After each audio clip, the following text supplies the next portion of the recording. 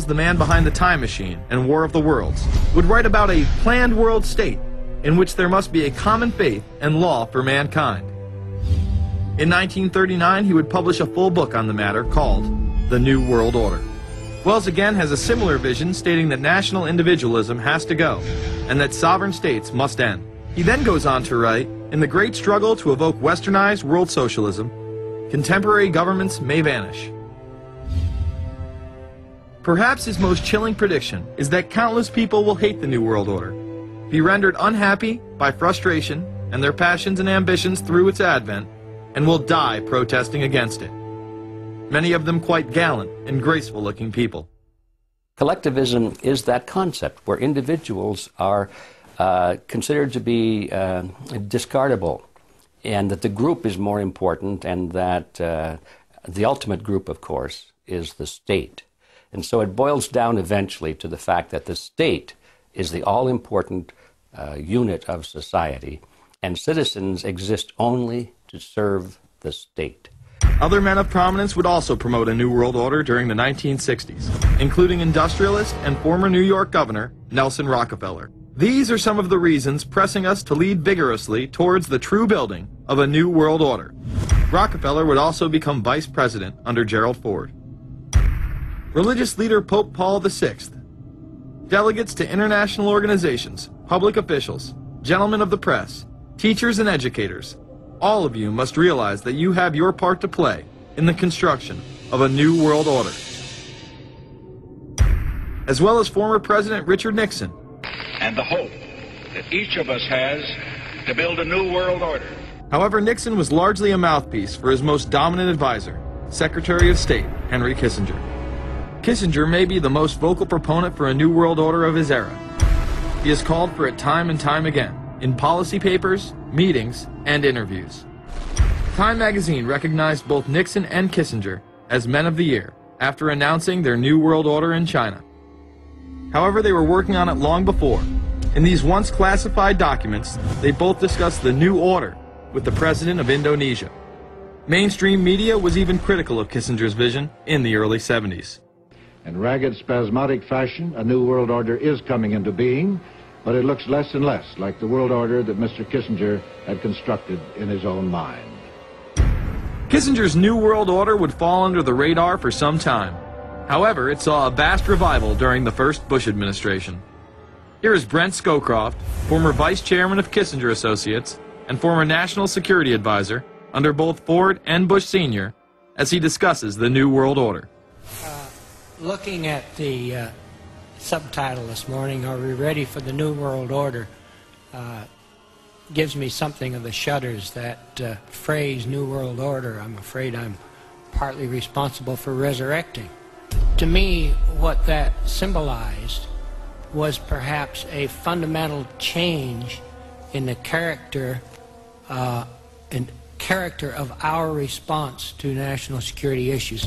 Here, Charlie Rose asked Scowcroft, Kissinger, and former national security advisor Zbigniew Brzezinski if we are living in a new world order. Where are we as we think about this time in American foreign policy? Are we at a special moment which is being redefined? Or are we creating a new world order? We're at a moment when the international system is in a period of change like we haven't seen for several hundred years. In some parts of the world, the nation state on which the existing international system was based is either giving up its traditional aspects, like in Europe, or as in the Middle East. George H.W. Bush would campaign for a new world order like no other president before him. He would openly discuss it during his State of the Union address. What is at stake is more than one small country. It is a big idea, a new world order, where diverse nations are drawn together in common cause to achieve the universal aspirations of mankind. Again, a unified Europe was a major goal in creating this order. With few exceptions, the world now stands as one.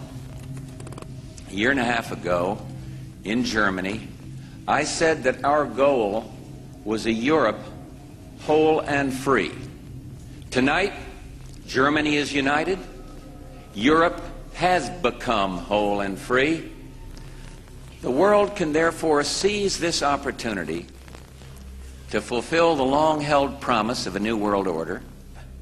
We can find meaning and reward by serving some higher purpose than ourselves. A shining purpose, the illumination of 1,000 points of light. Bush Sr. and his administration would tour and promote this agenda across the board at any given opportunity. The President has spoken often of a new world order.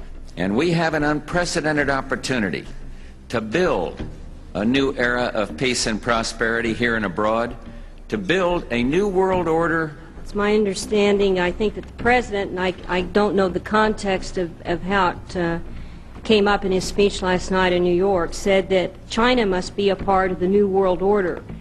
I guess I would like to ask you how you envision China fitting into the new world order. It is a country that we are going to have relationships with by virtue of its geopolitical importance. American officials say breaking down regional and national barriers to the flow of goods and services would represent a spectacular benefit to economies around the world. We are building a new world order.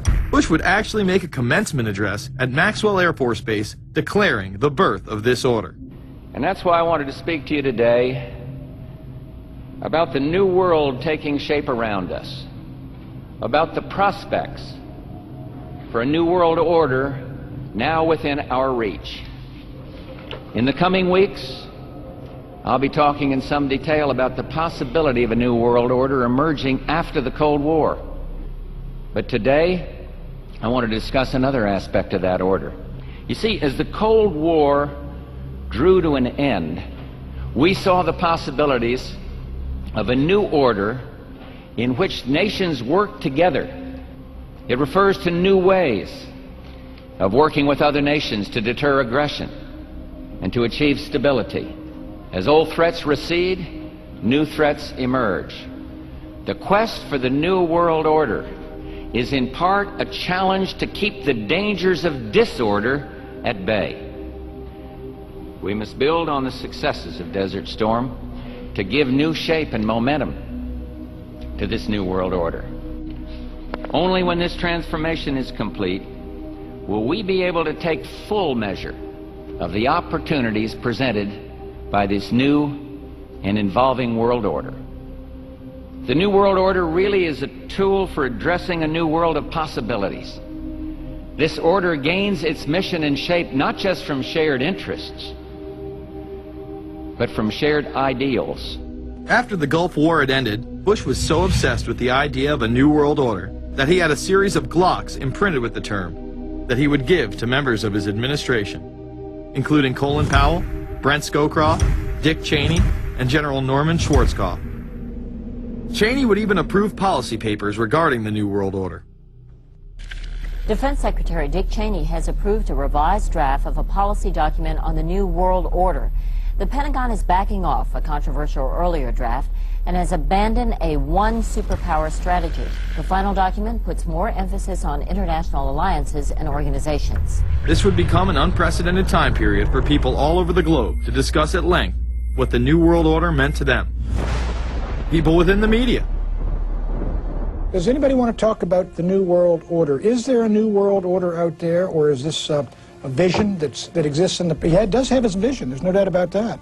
But does that exist in the President's mind, or does it exist out there in reality? This President sees this episode as the first test case, as the first example for the New World Order he is trying to organize. Some people have called it the New World Disorder, and there's a lot of truth to that.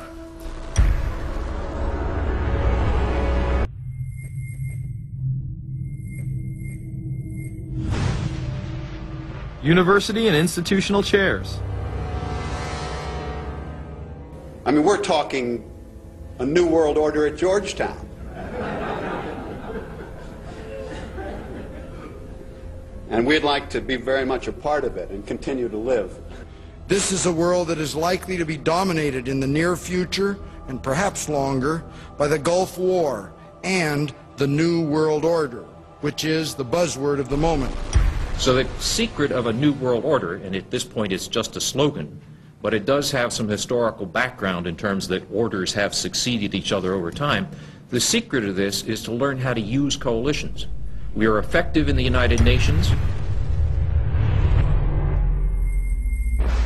People within government. George Bush has invoked a New World Order without enunciating a new American purpose. The President has still failed to articulate clear goals for our nation's foreign policy in this new age. I find the term New World Order very revolting, and just not only historically but politically today. I think Harding is absolutely right, and